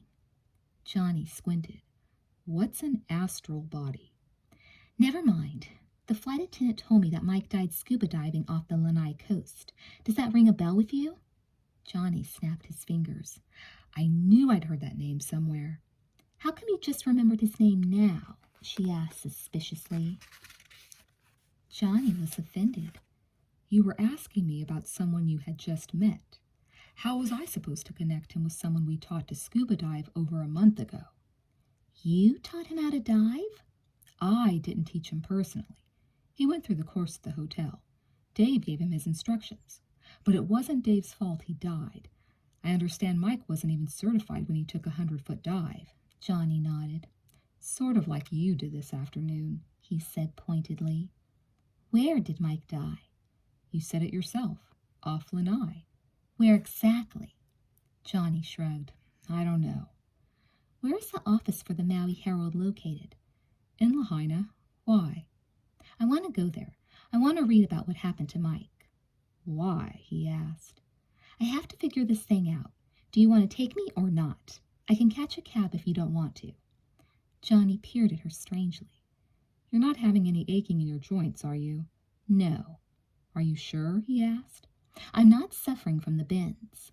Still, maybe you should go back to the hotel and rest. Why? She snapped. So I can have another dream? I've had enough already, thank you. I'm going to solve this mystery. What's the mystery? He asked. How Mike died. Johnny showed impatience. I can tell you how he died. He dived too deep. He came up too quick. That's the end of the story. Now drop it, Jean, for your own good. You're driving yourself crazy. I can't, she touched his arm. Look, I know I'm being weird. Why don't you go back to the hotel and team up with the others? Have some fun. I'll catch up with you later. Johnny shook his head. I'll take you to the Herald, but then you've got to promise me you'll forget about Mike Clyde. We'll see, Jean said. They reached the office 15 minutes later. Nothing was very far away on Maui. The time was 20 minutes to 5. The place was about to close. Jean asked the kind-faced elderly woman at the front desk if she could look at month-old editions of the Herald. Sure, the woman said, leading the two of them to a side door. The stacks are in the back. Do you have a particular date in mind? Jean glanced at Johnny, who shook his head. No, she said, I'll have to search through the papers. The woman glanced at her watch. You're going to have to be quick. It took Jean no time at all to find what she wanted. The article was on the front page of the March 10 edition. There was no picture. She spread it out on a desk so that Johnny could read it with her. Inexperienced Diver Drowns Off Lanai by Ralph Simpson. The body of a visitor, Mike Clyde, was found floating face down in the water Tuesday morning on the northeast side of Lanai. Except for a missing weight belt, he was in full diving gear. Clyde was 19 years old and was from Hoker, Alabama. He was visiting Maui because he had won a contest in a magazine. Clyde had only recently begun a scuba course and was not yet certified. He was found alone in the water with no boat nearby. How he reached Lanai is a mystery. The police are contacting all boat owners in the area to see if any of them took him to the island. An autopsy performed on Clyde last night reveals the probable cause of death to be a sudden rise to the surface after a prolonged deep dive. Both of Clyde's lungs had ruptured because of major air embolisms. Samples of his brain tissue also showed he had suffered multiple strokes.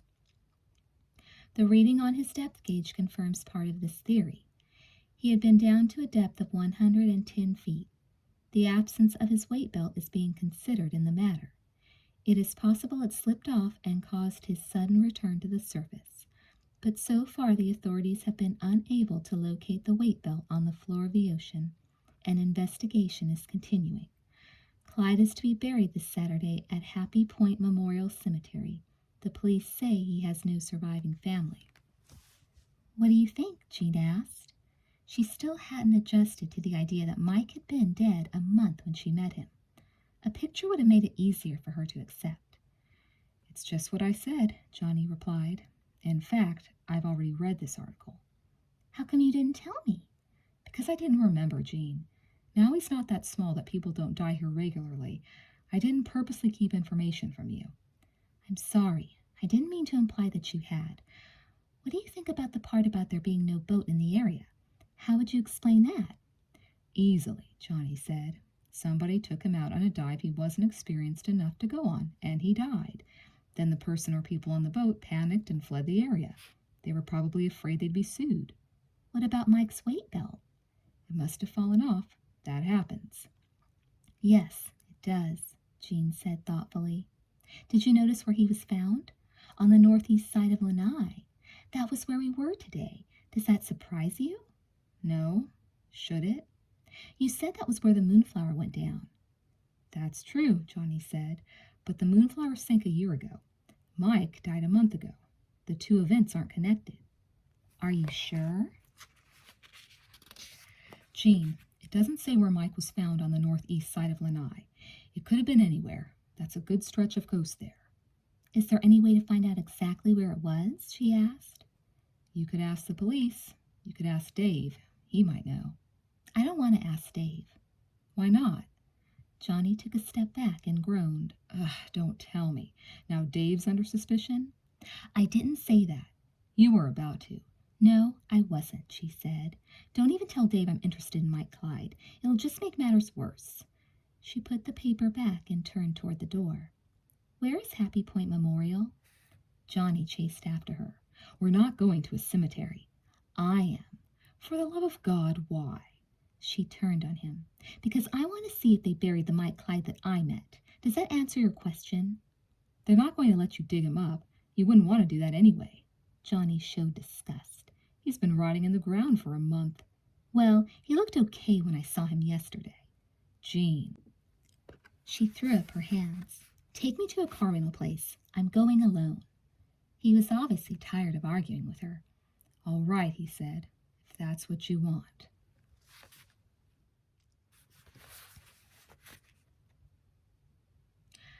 Johnny took her to a cheap rental agency. She had her purse with a credit card of her parents and her driver's license. She didn't let him accompany her into the building, telling him it wasn't necessary. He gave her his home phone number. He told her to call him when she was through playing with the dead boy. He seemed distracted. They said goodbye in the street.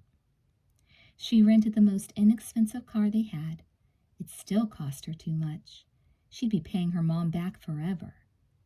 She told the man at the agency she'd probably only need it a day, 2 at the most. He gave her a key for a red Sentra and told her that it was parked in the back. She asked for a map and directions to Happy Point Cemetery. You want to visit a cemetery now? He asked, amazed. It'll be dark in an hour. I don't care, she said. He told her how to get there.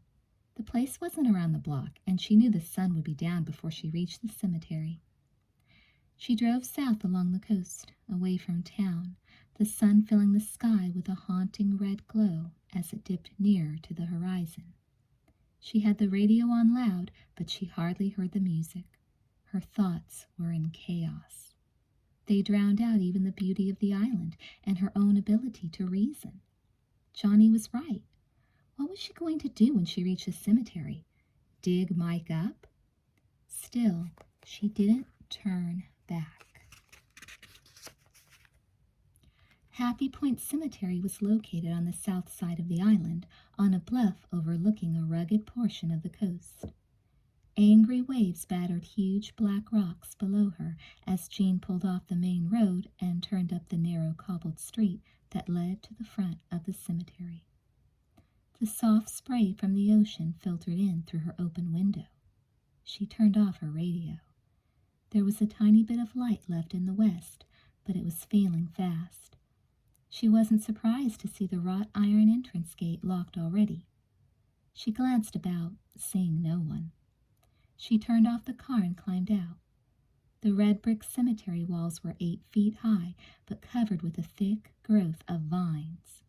She figured she'd be able to get in. She wished she had taken the time to buy a flashlight. The scaling of the wall didn't prove as easy as she had thought. She tried several times and skinned both knees before abandoning the effort and circling the cemetery for an easier entrance. She found it at the back, 50 feet above the pounding waves and salty spray. Here there was a place where the wall had collapsed. The second she put her foot inside the cemetery, she became afraid. In a green hedge that ran along the back wall, she found a sprinkling of yellow daisies. Kneeling, she picked a handful, hoping they would appease Mike if he wasn't resting easily. Now, which grave is his? The place was littered with hundreds of tombstones. Yet, even in the poor light, it didn't take her long to find Mike's spot. She merely had to look for a plot where the grass hadn't grown back yet. She found him in a cluster of trees, separate from the rest of the dead people. The branch of a weary oak hung over his tombstone, shaking leaves in the ocean wind. Jean knelt beside the recently resettled earth, setting her handful of flowers beneath the name on the granite slab. Mike Clyde, the boy with the 2 first names. Jean began to cry. She didn't need to dig him up. She could feel him below her.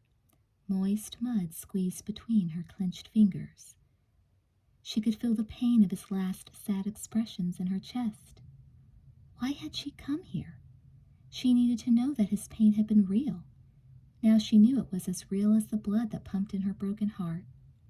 Tears streamed down her face and into her mouth, where she could taste their salty flavor, so much like that of the sea that had claimed him. "Why, Mike?" she cried. "Why did you come to me?"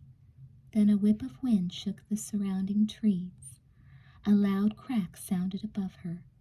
Jean had only a fraction of a second to look up before the dead branch of the oak fell and struck her on the forehead, knocking her